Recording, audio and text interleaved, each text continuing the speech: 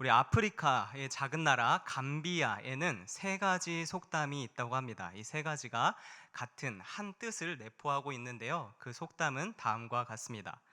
첫째, 검은색 두 줄이 서로를 희게 할 수는 없다. 둘째, 임산부 두 명이 서로를 업어줄 수는 없다. 셋째, 소경 두 명이 서로를 인도해 줄 수는 없다입니다. 짐작하셨겠지만 이 속담들은 자기 스스로 온전하지 못해서 더 나아지고 싶은데 도움을 받아야만 하는 상황인데, 똑같이 도움을 필요로 하는 사람들이 모여서는 결코 서로에게 도움을 줄 수 없다라는 뜻입니다. 서로에게 위안도 되어줄 수 없고 서로를 상호 구제해 줄 수 없다. 이것은 불가능하다라는 뜻을 내포하고 있습니다. 참 비참하고 안타까운 상황을 표현할 때 이런 속담을 쓰곤 한답니다. 우리는 지난 주일 종교개혁주년 505주년 기념을 겪었습니다. 교회가 종교개혁의 시기를 겪으며 상당히 주옥과도 같은 우리의 신앙의 기초를 잘 닦아 놓았는데요. 그 중에서도 단연코 가장 밑바닥이 되며 가장 기본이 되는 것은 인간의 전적 타락에 대한 교리일 것입니다. 사람은 이미 죄로 인해 한번 죽었기 때문에 스스로 선에 대하여서 알 수도 없고, 안다고 해도 나아가서 이렇게 하면 된다, 우리 할 수 있다 라는 능력도 없다라는 것입니다. 그리하여 사람에겐 스스로 자력구제를 할 가능성이 없다라는 교리입니다. 그러나 이 교리를 반대하는 사람들이 상당히 많았습니다. 반대한다기보단 이 교리를 많은 사람들이 싫어합니다. 끝끝내 받아들이고 싶어 하지 않습니다. 아니다, 우리 사람에겐 희망이 있다. 우리도 잘하면 선한 능력을 가질 수 있다. 서로가 서로를 사랑으로 돌본다면 우리에게도 구원의 가능성이 있다. 역사적으로 얼마나 훌륭한 사람들이, 얼마나 선한 사람들이 많은 업적을 남겨왔는데, 우리도 그 터 위에 잘 가르침을 받고 서로가 서로를 위하고 우리의 사랑을 실천한다면 이곳이 천국이 아니겠는가? 우리 공을 쌓아보자. 우리의 선 위에 또 선을 쌓아 고귀한 선을 실천해보자. 그런 논리를 피는 것이죠. 이들이 대단한 점은 실제로 자기가 내뱉은 교리를 실천하기 위해서 평생을 다 바쳐 수고하고 헌신한다는 것입니다. 하지만 그런 노력이 안타깝게도 그것은 불가능합니다. 우리는 죄에 대해 죽은 자이기 때문에 당장에 무엇이 선한 것인지조차 구분할 수 없습니다. 선을 향해 달려가지만, 무언가 열심히 아름다운 것을 만들려고 하지만 무엇이 아름다운 것인지 사실 모르는 것이죠. 어렴풋하게 안다 하더라도 사람에겐 선을 행할 의지 자체가 완벽하지 않기 때문에 결국 아무리 좋은 의도에서 태어난 계획과 실행도 좋은 열매를 맺지 못하는 경우가 많습니다. 이 전적 타락을 말할 때 자신은 그렇게 나쁜 사람은 아니라고, 내가 전적으로 그렇게 타락하진 않았다고 주장하는 사람이 있다면 개인적으로 결혼을 해보시라고 말씀을 드리고 싶습니다. 또 어떤 분은 나아가 애를 한번 낳아보라 라고도 이야기를 합니다. 이 말의 기저에는 너가 그런 죄를 짓는 상황을 안 겪어봤을 뿐이지, 그런 죄 짓는 상황에 가서, 극한의 상황에 가선 너 안에도 아름다운 것이 없다.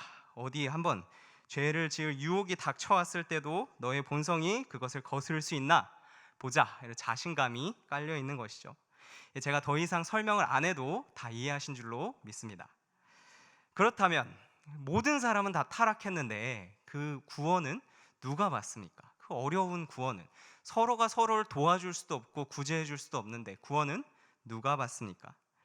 성경에 보면 나는 이렇게 죄인이었다, 그러나 지금은 구원받았다, 이렇게 예수님을 만나 인생이 바뀌었다 라고 남의 입을 빌리지 않고 스스로 간증을 한 부분들이 아주 가끔씩 가다가 나옵니다.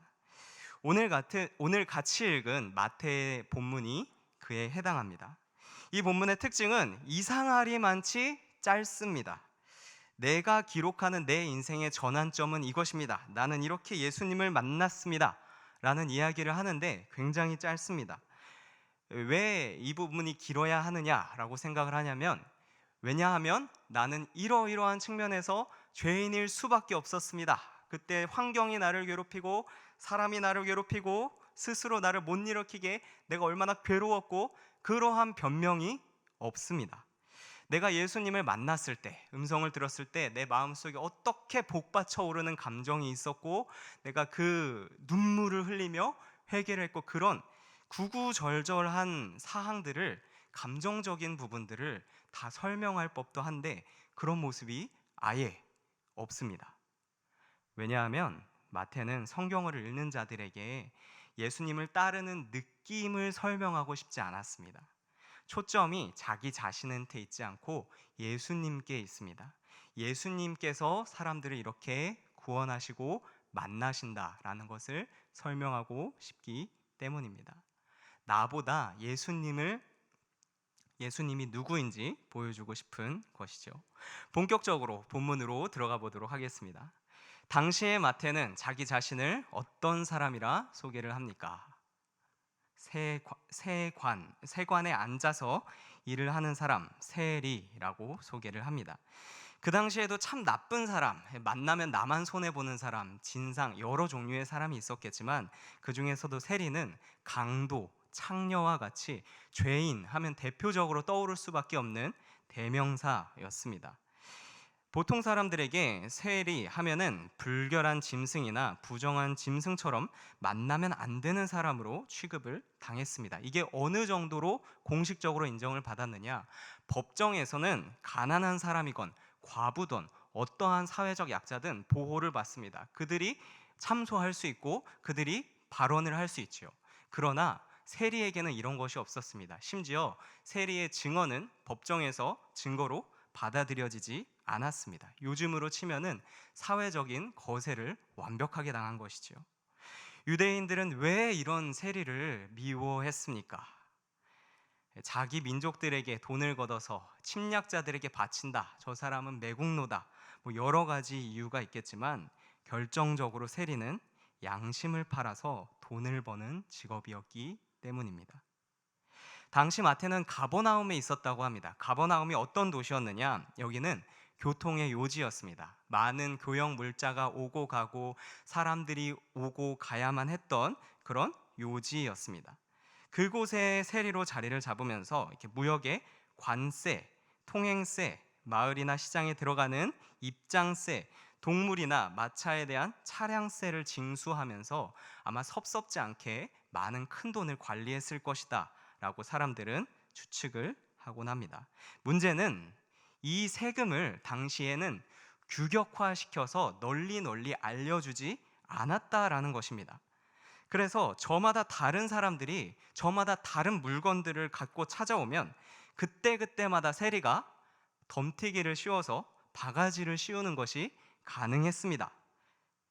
저는 이런 것을 잘 참지 못합니다. 내가 무엇을 사려고 하는데 지점마다 막 물건 가격이 다르다. 그러면 당장 핸드폰을 켜서 최저가를 검색해보고, 안 나오면 발품을 팔아서라도 가장 싼 곳을 찾아내고야 말 겁니다.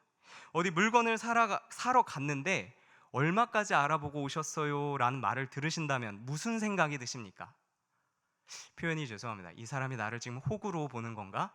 내가 이거에 대해서 모르지 않다, 나는 만만하지 않다, 나도 알 만큼 안다 라는 것을 좀 보여줘야겠다, 이런 좀 반감이 들기 마름입니다.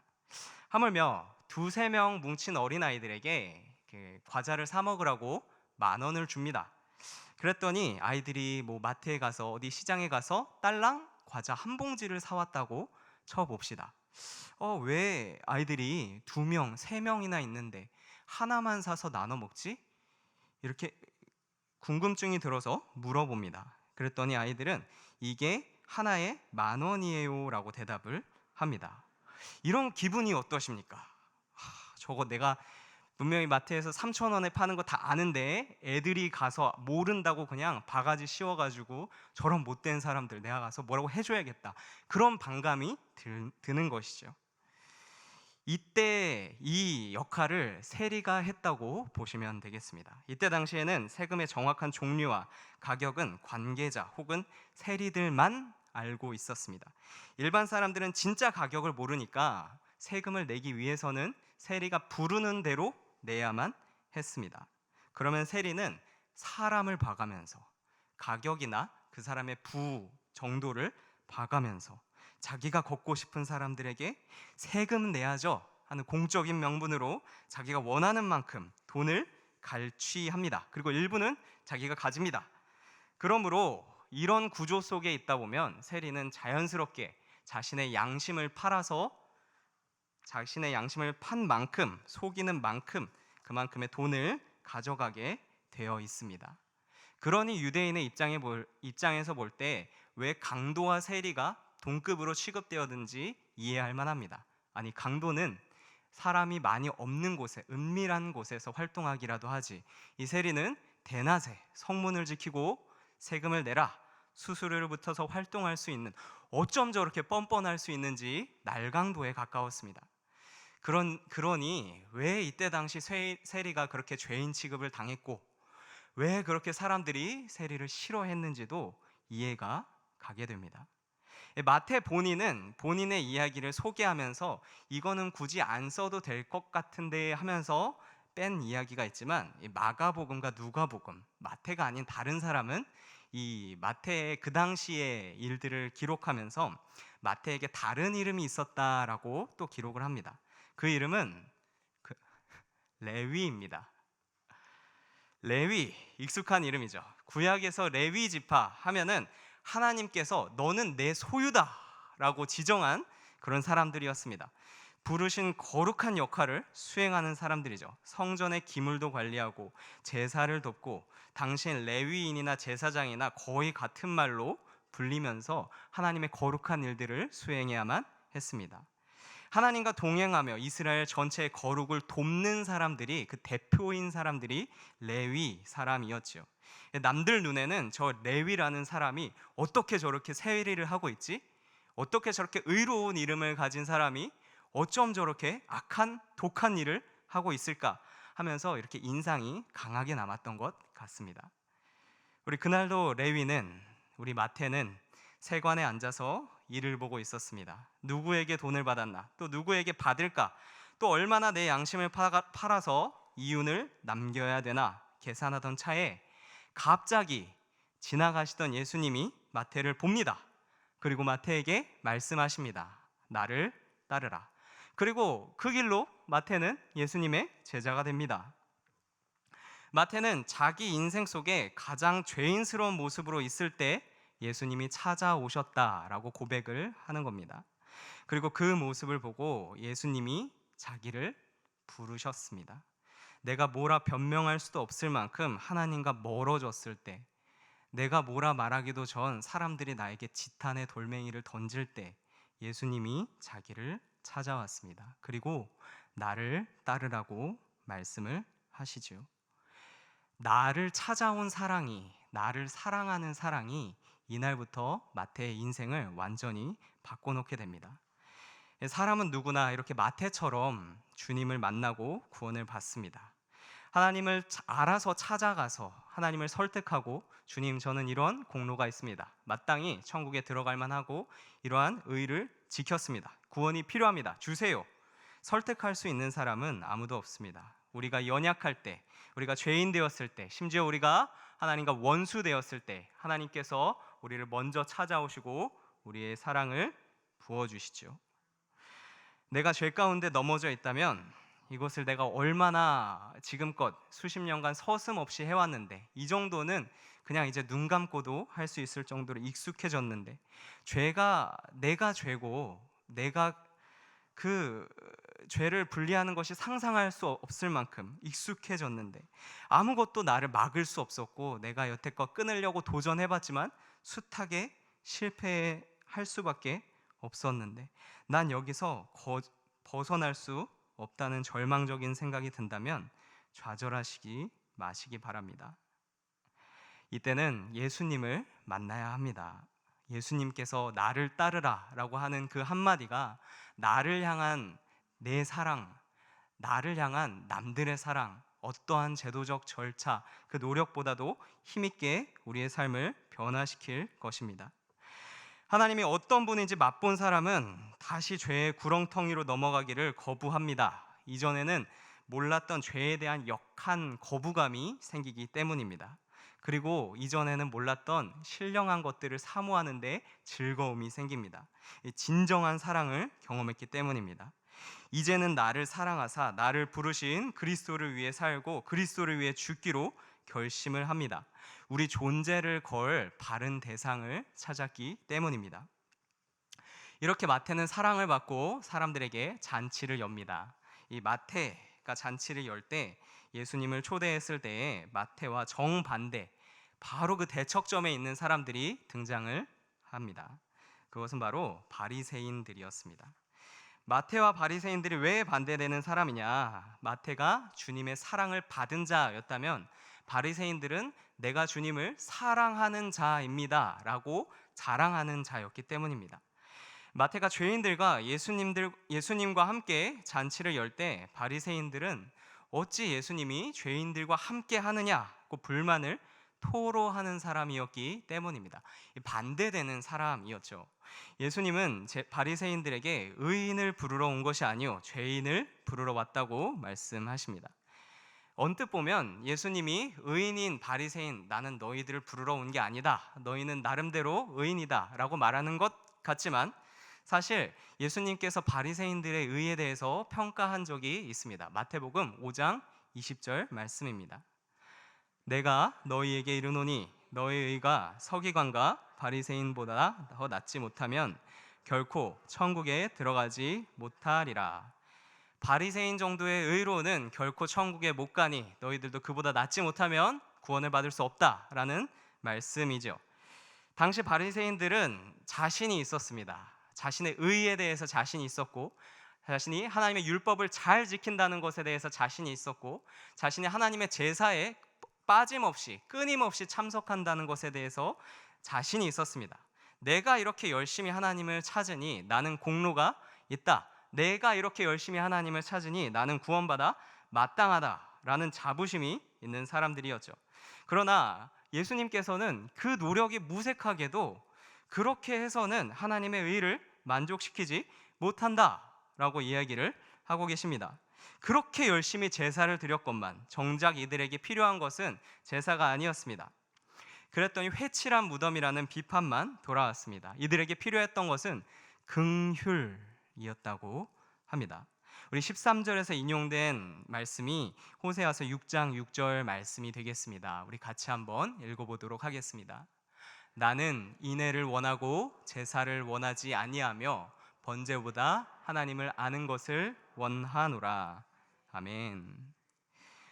이 호세아서 6장 6절 이 나온 주제는, 이 핵심 주제는 그들이 다른 것을 몰라서 망한 것이 아니다. 그들이 망한 이유는 하나님을 몰라서 망했다. 그러므로 사람들아 이제부터 하나님을 알자. 힘껏 하나님을 알자입니다. 무엇을 알아야 됩니까? 하나님은 예수님을 보내셨습니다. 예수님은 정의를 위해서 숙제검사하듯이 이거 했느냐 안 했느냐 따지러 오신 것이 아니었습니다. 자기 백성들을 사랑하고 구원해 주시려고 오셨습니다. 사랑할 사람들을 오늘 마태처럼 부르러 오셨습니다. 예수님을 믿으면 그와 연합하여 예수님의 의를 내 것으로 삼아 주십니다. 사람은 누구나 온전치 못하지만, 심지어 바리새인들도 의를 이루지 못했지만 우리를 싸매어 주셔서, 하나님께서는 우리를 싸매어 주셔서 우리는 마침내 완성이 될 것입니다.